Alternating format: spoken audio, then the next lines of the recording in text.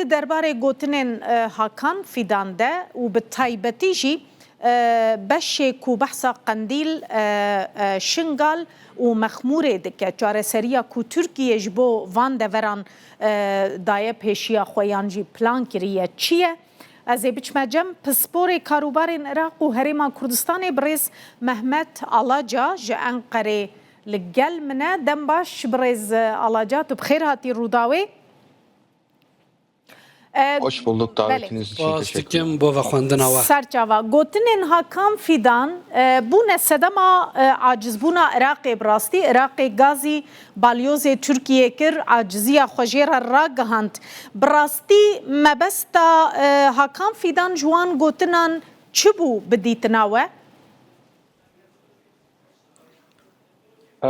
Yani aslında bi rastî de Hakan Fidan ne yekem cara ku vê gotinê dike demekê de yani rojava PKK ya li Iraqê di rojavê de mijara PKK li Tirkiye jî pêvajoya çareseriyê û çekdanîna PKK heye.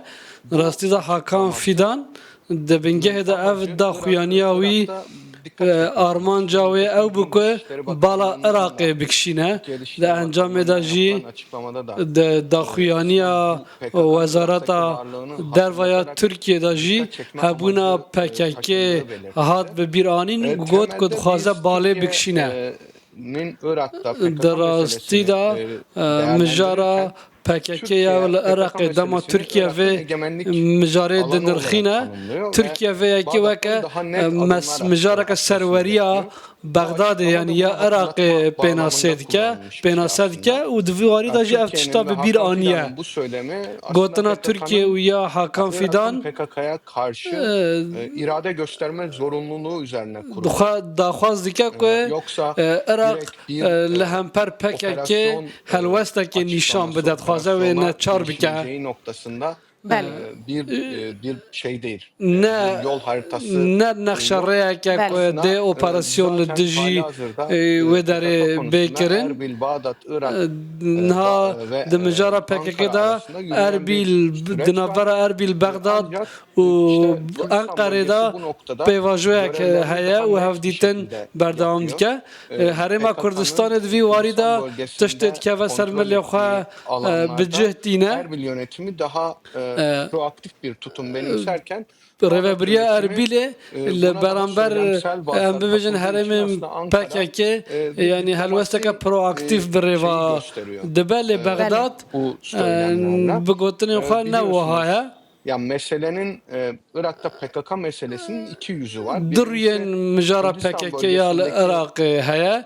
Yek ji wan mijara li Herêma Kurdistanê ye yani Qendîl, Zap, Gara û Metîna ye. û yek jî li herêmên nakok hene. Li wê derê ev meseleyên li vê derê jî pêwendiya wê bi Bexdadê ve heye. Her çi qas divê Herêma Kurdistanê jî beşdar bibe lê pêvajoyeka ku zêdetir Bexdayê re pêwendîdar e. Li Enqere ji destpêka pêvajoyê da yanî ji destpêka vê pêvajoyê ve yani pêşekiyê dide Qendîlê û em bibêje herêmên ku PKK li Herêma Kurdistanê kontrol dike di dewan de re. Lê pêngava duyem jî Mexmûr û Şengal e cihên ku PKK li wên derê ye. Birêz Alaca li wir Hakan Fidan behsa pirsgirêkekê dike yanî dibêje beşê Iraqê wê hinekî zehmettir be navê Qendîlê tîne, navê Mexmûr û Şingalê tîne. Îcar ji bo Qendîl vala bibe hîna yasal Tirkiye derneketine. Divê yasa derkevin ji bo Qendîl were vala kirin. Di demekê de ku yasa derneketine gelo çareseriya Tirkiye ji bo van deveran wê çi be madem dibêje demeke nêzik wê guhertin çê bibe. Çi ye ew guhertin?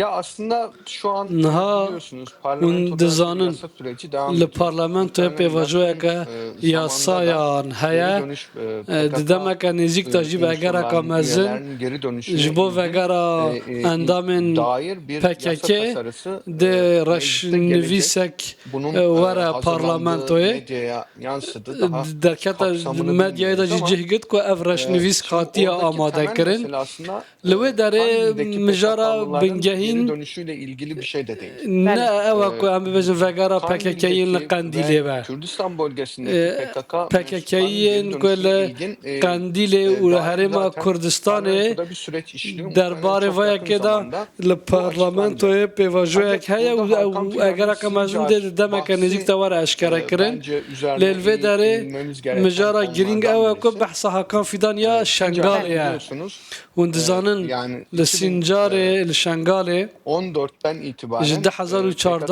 orada û vir ve PKK li wê derê konuşlandı. bicih bû Kandil'den ciddi bir û ji Qandîlê yığınak da bi yaptı. awayekî Aynı zamanda ciddî Suriye'ye yani geçişlerde em de bibêjin PKK'nın Cebilxane üslerinden biri ve oldu. Zaten guhest Türkiye burayı ikinci Kandil olarak û tanımladı Türkiye ama oradaki vê derê temel weke mesele qendîla duyem pêna aslında dikir. Bağdat yönetiminin bu anlamda daha rol alması. Biliyorsunuz Dixwaze ku Sincar Türkiye li wê derê idari olarak rêveberiya Bağdat Bagdadê yönetimini ama fiili roleke olarak Kürdistan aktif bölgesinin egemenlik bilize alanında. weke Bəli. ku hûn Ama şu an dizanin Sincar Kürdistan bölgesi bi orada awayekî yeterince fermî faal değil. ser bi PKK Bagdayê ve lê aşağı belê ve bi awayekî PKK'nın oradaki fiîlî li qadê unsurları ser bi herêma L5'e Kurdistanê ye lê belê herêma Kurdistan han li wê derê ne çalake li ve wira aslında çi ye Hakan Fidan'ın dibin militanên açıkladığı işin ye zor beşê kısmı bu. dane li wê derê li Burada Şengalê PKK ile tiştê ku Hakan Fidan Haçlı behs Şabi dike arasında zehmetiye ve ew e ortaklıklar, li wê derê di bir navbera takım anlaşmalar PKK var. yani ye beşe Bu de aynı û zamanda heştî süreci şeعبiyê de çok daha yani belirsiz. hevkariyeke taktikî heye برێز ئاڵاجا لەڤر Mamur بەێ یا لەڤر دژی ez مەخمور dixwazim هەیە. tê kevme navbera gotina te hinek pispor dibêjin eger heye di demeke Kurd te Iraq aloz bibe tevlîheviyek li Iraqê çê bibe gelo ev tişta hûn behs dikin dikare bibe sedema aloziyeke mezin? Yani aslında Niha ya ben de ez jî Irak'ta li Iraqê görülemez bir kaosun wiha yakın olabileceği dibînim kanaatindeyim. ku Ancak di bu yani kaosek Türkiye'ye aloziyeka ku bağlamlı nayê bir pêşbînî mesele kirin olmayacak. çê bibe Biliyorsunuz, lê İran'a ev yönelik bir pêwendiya vê yekê ne bi Tirkiye ve savaş hebe hazırlığı var. weke ABD hûn ve dizanin İsrail'in. Amerika û İsraîl li Haziran'daki dijî savaşın İranê ikinci raundunun yakın yani zamanda amadehiya olması şerrekî dikin beklentisi var. û dibe ku ABD rawda ile şerê Tahran Haziranê arasındaki daya İran duyemî arasındaki jî müzakereler bibe başarısız olursa eger ev İran'a guftuguyên muhtemelen sınırlı di olsa navbera bir İran û Amerîkayê de kunha bir bê savaş encam bimînin başlayacak. de li dijî İran'a İranê başlayacak şerrek savaşın operasyonek dest pê bike savaşın ihtimalinde di Bağdat çarçove yönetiminin, şerê özellikle li dijî Haçlı İranê grupların, de İran yanlısı yani grupların nasıl komün pozisyon nêzîke alacağını İranê kestiremiyoruz. heştî şeعبî û Eğer yani bu li Bagdadê gruplar dê helwesteke böylesi çawa anlamda werbigirin daha sert mirov bir pozisyon alırsa nayezanîn hem eger İsrail'e yönelik hem pozisyoneke bölge tund ülkelerine li yönelik dijî hem İsraîl û li ABD'nin dijî Irak'taki ve bölgedeki welatên askeri herêmê güçlerine yönelik û li dijî bir baregehên Amerîkayên li herêmê operasyona em girişirlerse bibêjin dest bi Irak'ta bir operasyonekê kaosun yakın bikin olduğunu öngörmemiz mümkün. İkincisi de pêkana ku mirov biliyorsunuz aloziyeke pêşbînî Maliki'nin aloziyekê li başbakanlık adaylığı Iraqê süreciyle ilgili de bike bu tartışmalar ew devam ediyor. niqaş di bo Maliki serok gibi daha wezîrtiya sert bir Malikî aktörün jî başbakan heye olması hem bölgesel yani kesekî aktörlerle weke ilişkilerin Malikî tund hem eger bibe ABD'nin serok ilişkilerin wezîr bozulacağı hem de dibe Irak'ın ku kendi iç yani pêwendiyên dinamizmini li gel sarsacağı Amerîkayê yönünde bir tek biçin û tartışma divê var. dinamîzma di nav Uluslararası Iraqê de jî alanda parça bunlar çok bibe yoğun biçimde tartışılıyor. û di asta navdewletî de jî ev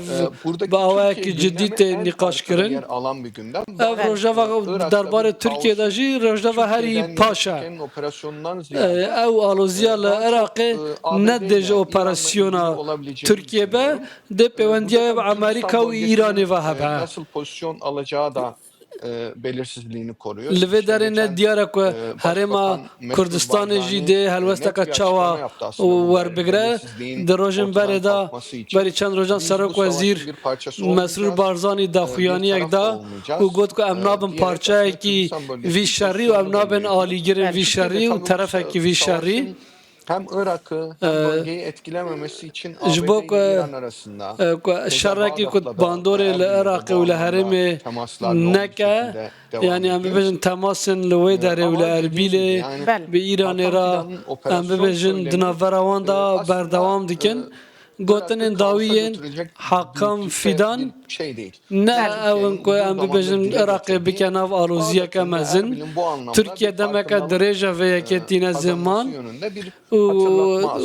بله از به مثلا مخموره نکی ج شنگال و قندیل جدای گلکی جدایش بر کامپک سیویل تدن مالبات تدن زاروکن جنن پیروکالن دمک کرد و گوهرتنک مخموره چه بگلو بری کو قندیل وره والا کرن دبک روشا مخمور وره گوهرتن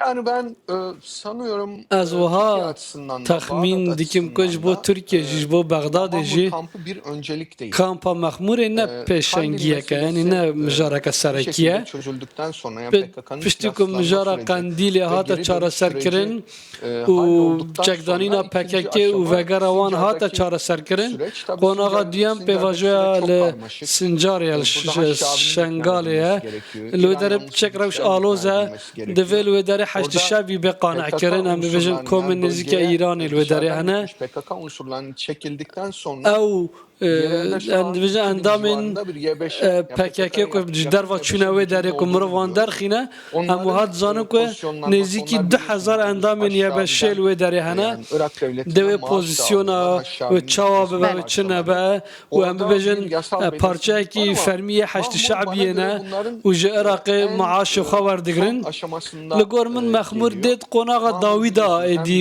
were rojevê statüsünde Mexmûr dibin statûya neteweyên yekbûyî de yani kampaka penaberê ne hem ji aliyê Tirkiye ve ji bo em bibêjin gefa ku ji Qendîlê û Şengalekê bibe nêzîkbûna bo Mexmûrê dê divê astê da ne hişk bibe dê formüleka rêbazeka çawa bibîne bê dîtin li dijî ji bo endamên PKK eger yasayeka paşta vegerandinê derkeve ew mirovên li ku Mexmûrê dijîn vegera wan dê hêsantir bibe û dê ji bo Tirkiye jî bibe mijareke hêsan û ji bo hikûmeta Bexdadê jî û ji bo Herêma Kurdistanê jî êdî dê nebe gelekî spas Birêz Mehmet Alaca pisporê karûbarên Iraq û Herêma Kurdistanê tu ji Enqerê mêvanê me bû zor spas.